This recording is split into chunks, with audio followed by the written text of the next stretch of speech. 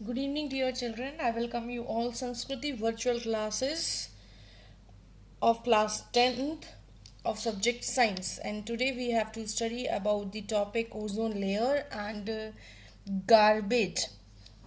And the topic is ozone layer. So might be some of the things which is related to the environment we have to study in this chapter also, means like disposal, biodegradable garbage, non biodegradable garbage.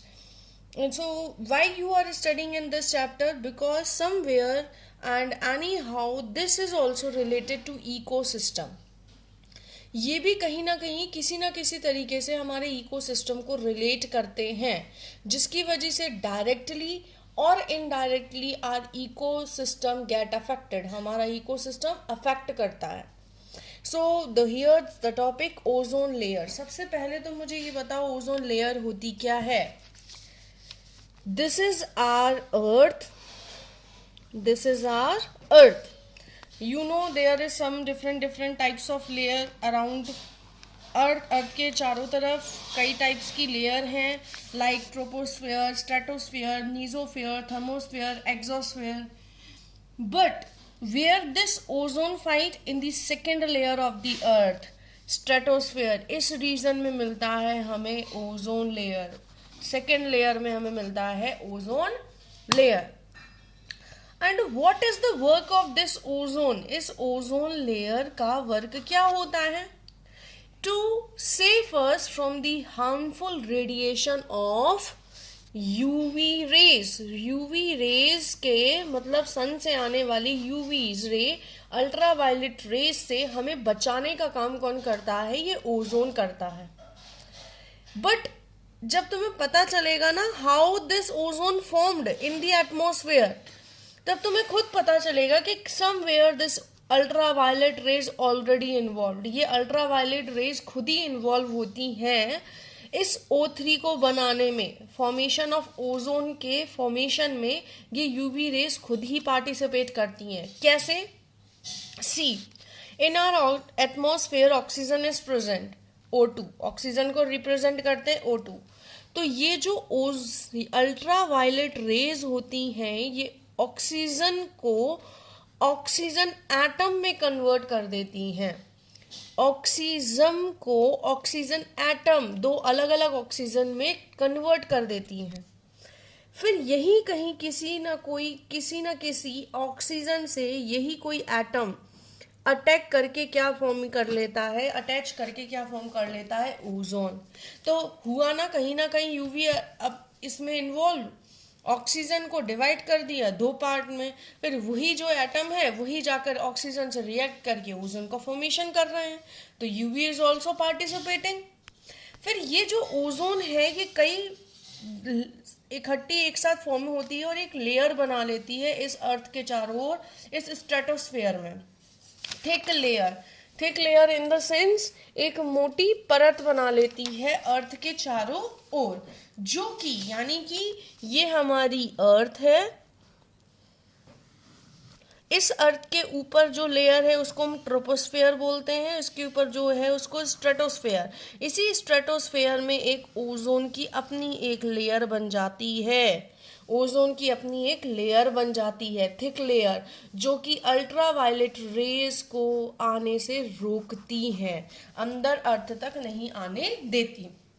This is the term ozone layer. Is ozone layer क्या होती है ये समझ में आ गया होगा.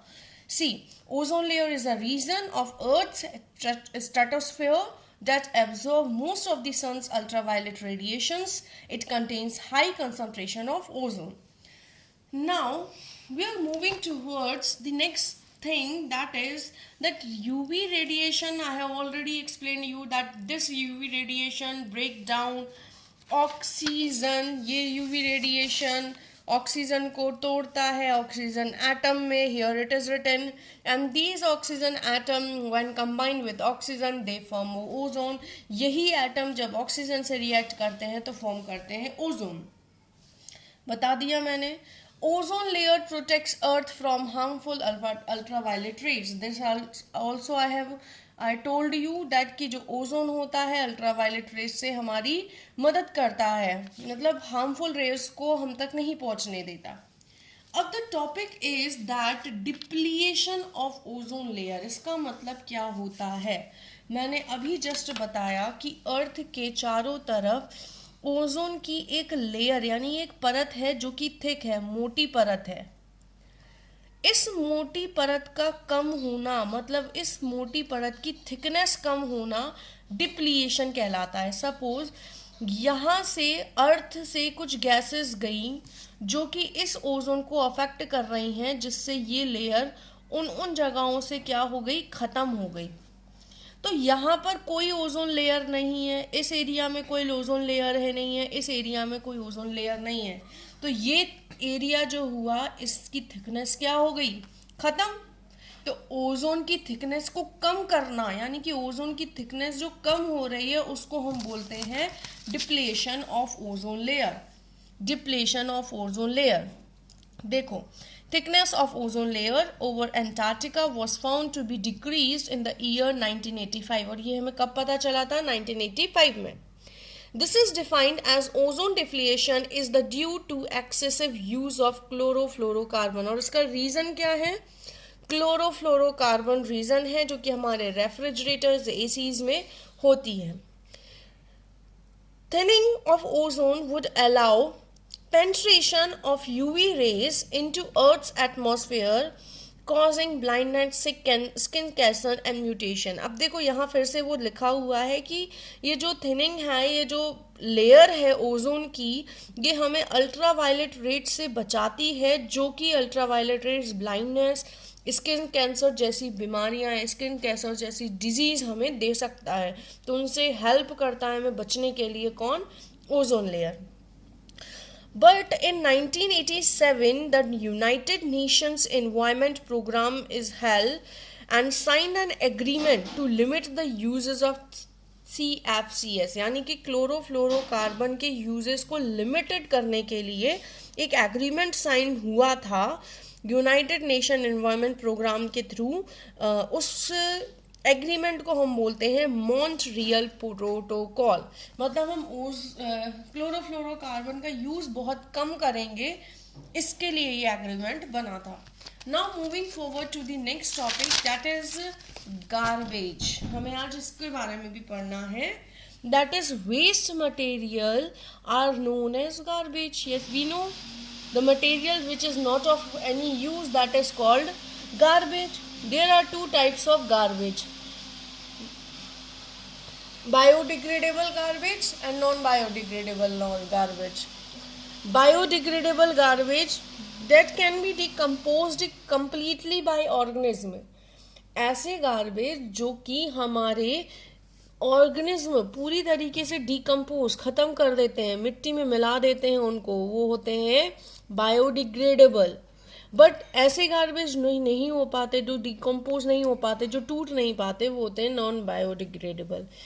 आराम से जान सकते हो, जैसे प्लास्टिक है, can it be decompose? Plastic को हम डिकम्पोज कर सकते हैं? नहीं, दैट इज नॉन बायोडिग्रेडेबल, है ना। अब तो इसको मैनेज करने के लिए कुछ सिस्टम बनाए गए हैं, वो ये हैं आपके सामने। वेस्ट ट्रीटमेंट प्लांट है, बायोगैस प्लांट है, land filling, recycling, incineration, reuse, composting. This is the waste management methods which we can use. And still some of the cities are using these kinds or things to managing the garbage and for managing the things and which help environment to be safe and secure. Now there is one thing that are 3 R's: reduce, reuse, recycle. 3 R's stand for reduce, reuse, recycle. Reduce मतलब हम उन चीज़ों का use करना कम कर दें जो हमारे लिए हार्मफुल हैं। मतलब हम उन चीज़ों का यूज़ करना ख़त्म करें, कम करें, जो एनवायरनमेंट के लिए प्रॉब्लम क्रिएट कर रहे हैं। Second, reuse. अगर हम करते भी हैं उन चीज़ों का यूज़, क्योंकि हमने कम कर दिया, but still some of them are using.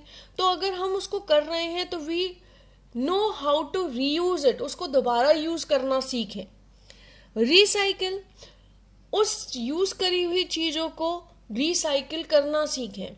मतलब रिड्यूस, रीयूज, रिसाइकिल, ये तीनों अलग टर्म है. रिड्यूस, हम कोशिश करें कि हम उन चीज़ों का कम यूज़ करें जो एनवायरनमेंट को हार्म करती हैं. अगर हम उन चीज़ों का यूज़ कर रहे हैं तो उनको हमें रीयूज़ करना आना चाहिए एक बार यूज़ करने के बाद. और रिसाइकिल, अगर वो यूज़ हो चुकी हैं तो उनको हम मॉडिफाई करके कैसे और अलग तरीके से यूज़ कर सकते हैं, नई चीज़ बना सकते हैं, वो रिसाइकलिंग आनी चाहिए. So here I completed with the chapter our environment, and here one information also I want to add here, that is on Sunday I will take your test of acid, base and salt chapter. So be ready with be ready for it, and the timing and all will share you at WhatsApp group. So till then, take care, stay at home, stay safe and be healthy. Thank you.